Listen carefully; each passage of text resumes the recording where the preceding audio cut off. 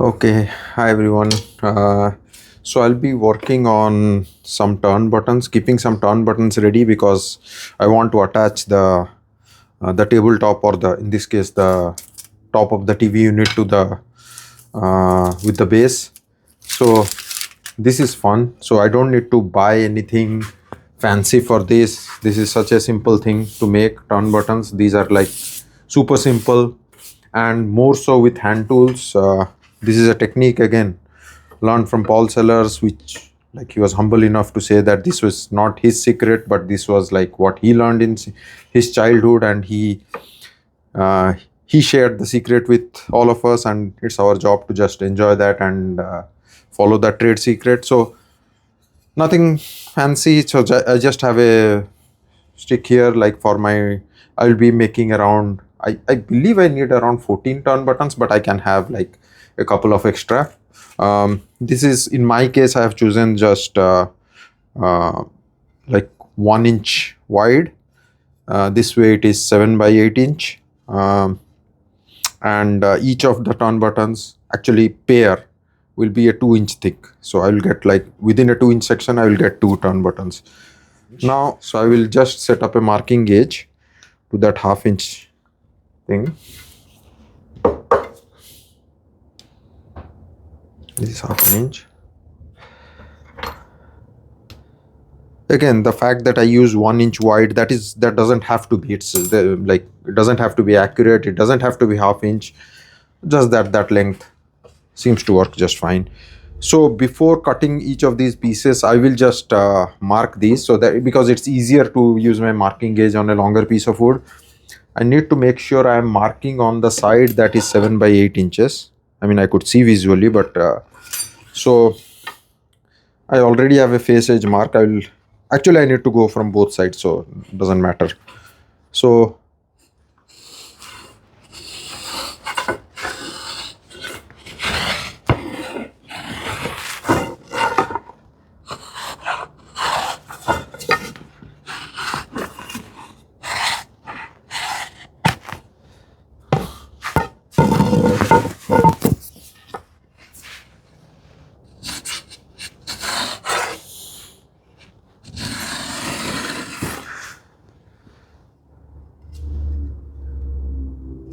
let me come from the other side also. Like I have like both points.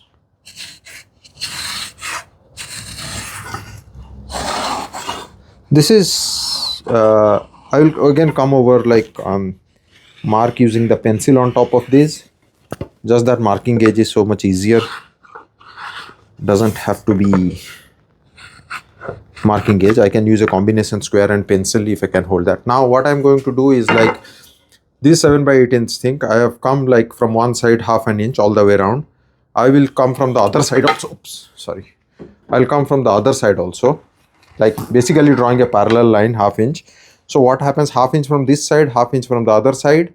Because it is 7 by 8 inch thick, there will be a section of a 1/8 inch thickness in between. By the way, I have all the fancy marking gauges, like wheel marking gauges from like the modern ones, but I always somehow find it more comfortable using these, the traditional ones. And this is still a modern maker, or at least a newly bought one. Crown Tools. Is this Crown Tools? Yeah, Crown Tools. I think they are not necessarily a new, but these marking gauges are new. But this is a traditional marking gauge, pin marking gauge. I find it a lot easier to use, and they work like pin ones. They work actually good on long grain, which I mostly use my marking gauge on. I don't need to come from this side. Let me mark with the pencil so that it's visible for me, and also probably it comes up like better on the camera. So this is what I was talking about. Like, I'm sorry, I was showing on my laptop. So here, like, so the far side line is half inch from this end, and this line is half inch from this end. So I'll do the same from the other end. I don't think I needed to mark on both sides, but doesn't hurt. So I did a little bit of a miscalculation, like as far as the trick is concerned. So not necessarily these are waste. That the traditional trick that I was referring to, actually like two turn buttons in one piece. So I will take a 4-inch piece. So instead of 2, I have to cut actually a 4-inch section.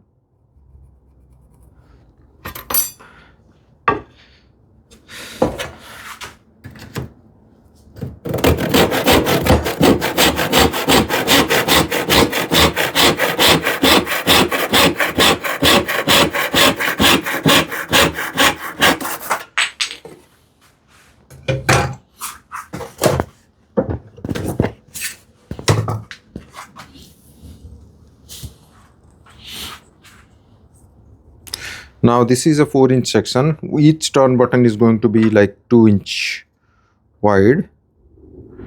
So now 1.5, I'm marking like 1.5 from each end. So here, and 1.5 inch from this end. So there will be a 1/2 inch section in the between. I can use a combination gauge to square that up. Square those two lines, I mean.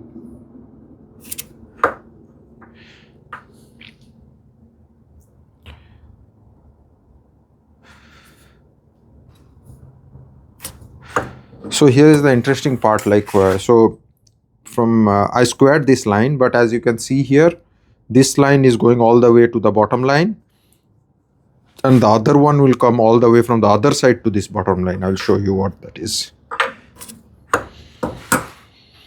This is what I meant.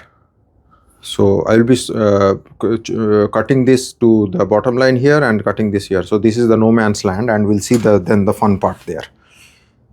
Let's see.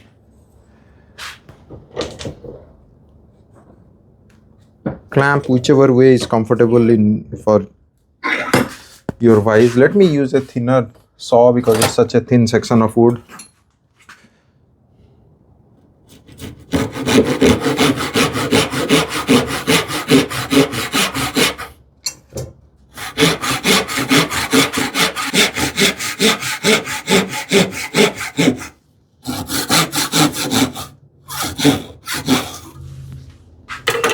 So the first line, like I have cut till the bottom line. Now I will come from the other side.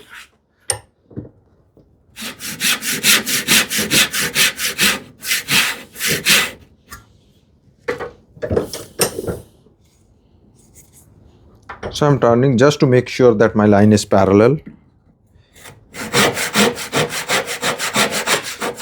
By parallel, I mean I'm right up to that line. So this is what I should be having.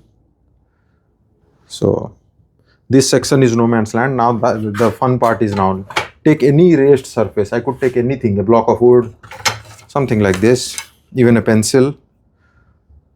I'll take my hammer, just tap it. Now this needs like one or both of those may need a slight bit of trimming, and then we have like the turn buttons. So I can just use a chisel to pare down that, or I can use my saw. I have my pencil lines. I'm just like, since I'm going to use a saw, I have used chisel and that is quite fast also.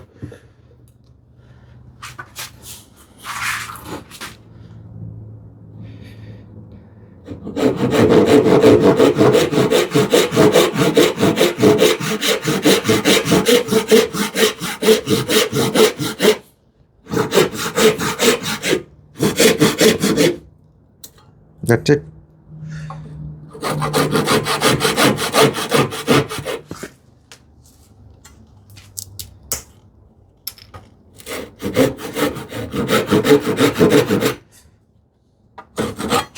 That's one turn button. So when there is a 1/2 inch recess like this on the table, so this is going to just hold it, pull this thing based on it, and we'll have a screw hole here that will be screwed to the tabletop.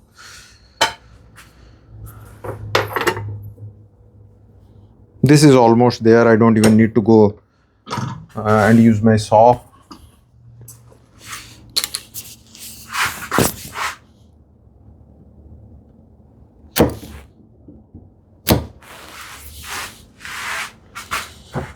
I'm looking for my mallet, chisel hammer.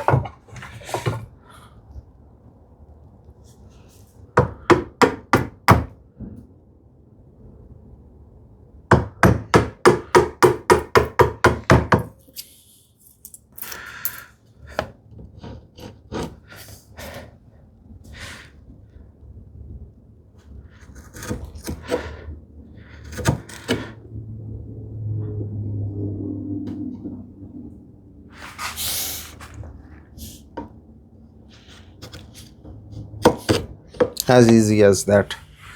So I have two turn buttons now because I forgot about the measurement on the first to that. Once you get into a rhythm, I mean, you can tweak the dimension slightly as per your requirement or as per the mortise hole size that you choose. So now it is the fun part.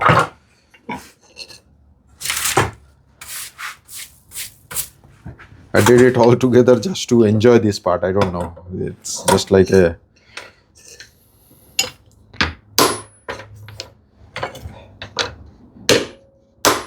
this popping thing is super enjoyable. Not sure how much of it is visible, but let me turn one on the other side and so just keep it like raised. This one, that's what I'm talking about. Super fun. Just trying to do it on my good side. I could do it all day, I guess. Now a little bit of trimming. Some of them may require a little bit of like trimming. This is perfect. I'm just cherry picking.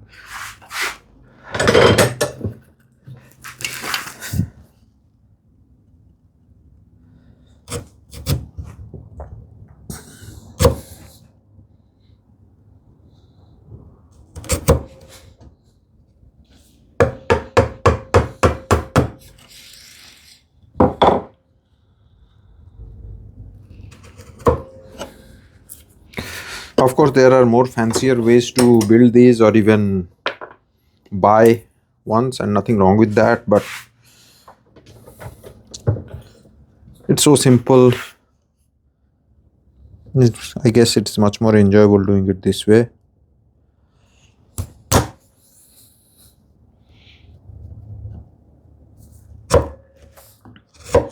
Unless like I'm building some kind of a table or stool where the underside would be clearly visible all the time, then I would probably think about like buying something like a figure eight fastener or something like that for those situations.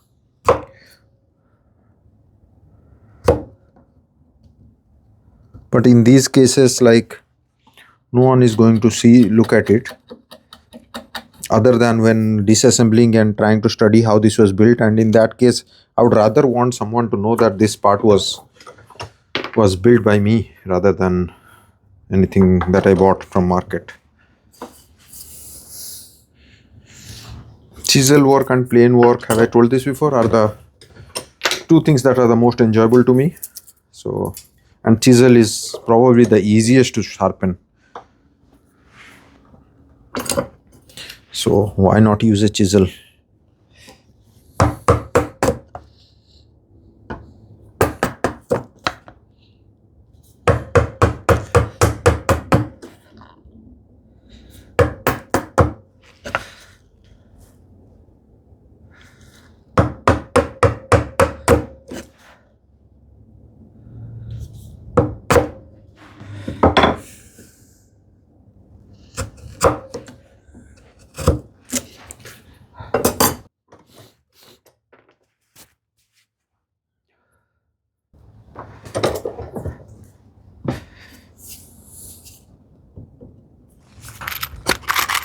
Just checking these screws if they would be enough. These are 1¼ inch. They are well countersunk. Again, like I just need to eyeball the center. Doesn't have to be like super accurate. I will be coming from this side, center of this this thick section, so I can drill from the other side, actually just eyeballing the center, just so that it's easier. And then I have to remember that the countersink has to be on the other side. Let me get the drill bit.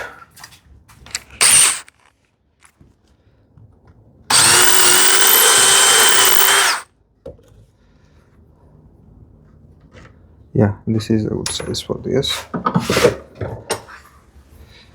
And I will be countersinking from this side. So let me do this on all of this. So I could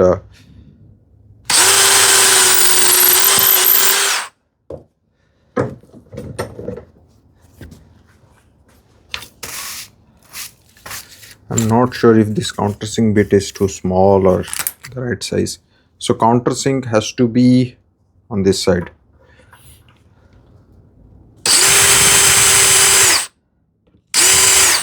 Let's see. It works.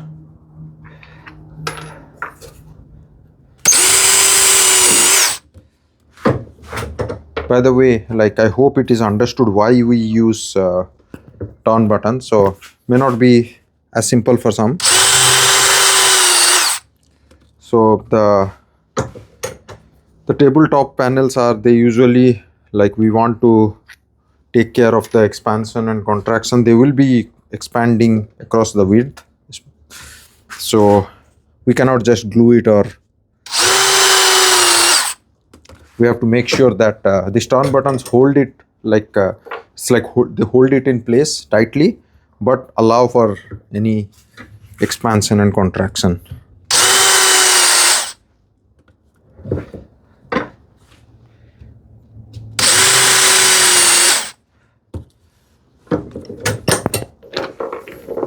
All right, these turn buttons are ready.